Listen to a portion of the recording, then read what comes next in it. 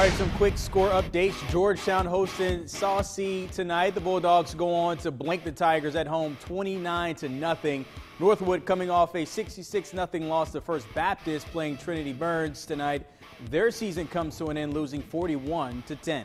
Garrett on the road playing Andrews. Falcons would fall hard. 48-0 the score out at Andrews. The Timberland Wolves closed out the season with a win against PE. They have no problem picking up another one of those in a close one, 12-10. All right, Colleton County hanging out at the beach, probably leisure there, unable to handle business. Their season comes to an end. The Cougars lose 59-36 to North Myrtle Beach. Hanahan Hawks were in a tight one with Bluffton, but the Bobcats literally squeaked by 22-21 at home. North Charleston, it's a new culture. The Cougars had their first winning season in 8 years, and they opened up the play at home, but head coach Sam Lesky doesn't want the guys just to be satisfied with being there.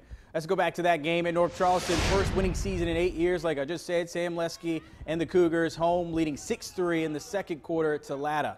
Late in the second, Jamarcus Leggett gives the Vikings the lead with that touchdown run. It's 10-6 at that point. Under 3 minutes remaining in the first half. North Charleston trying to respond. Yancey Washington using that big arm, airing it out downfield, but Kendall Moultrie comes up with the pick for the Vikings. Latta would take over. Hoping to open up the lead here a bit. Dylan Brewer throwing towards the pylon. Deontay Stanley, he has a foot in, and he catches it. 10-point lead for the Vikings.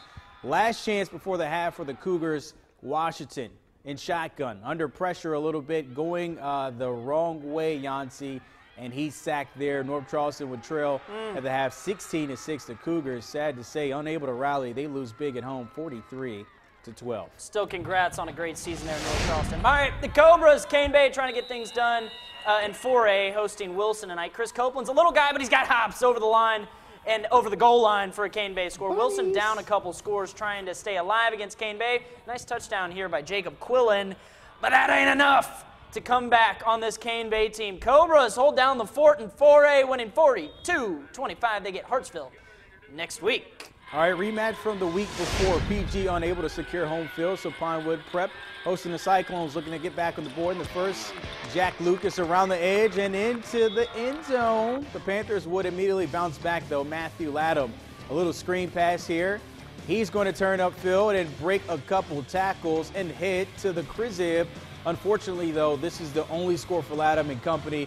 They are eliminated. Final. PG gets the best of Pinewood, 20-7. They face Hammond next week. Move your body like a cyclone out there at Port Augusta. All right, defending champs at First Baptist. At it again with Spartanburg Christian. First quarter, First Baptist. Quarterback Tremez Brown drops back.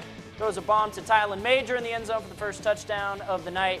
With the field goal, First Baptist up 7-0, and here we go again. First Baptist is going to blow someone out. With 7 minutes left in the first quarter, once again, Brown drops back and an even longer bomb to guess who? Guess who? Tylen Major, again, who skirts by the out-of-bounds line and takes it all the way in for another First Baptist touchdown. They go up 14-0. Michael Dukes ran for 3 scores, and the defense pitched a shutout. They win 52-0. They face Robert E. Lee next week. All right, into the woods we go. Woodland hosting Silver Bluff. Woodland already up 14-0 at this point.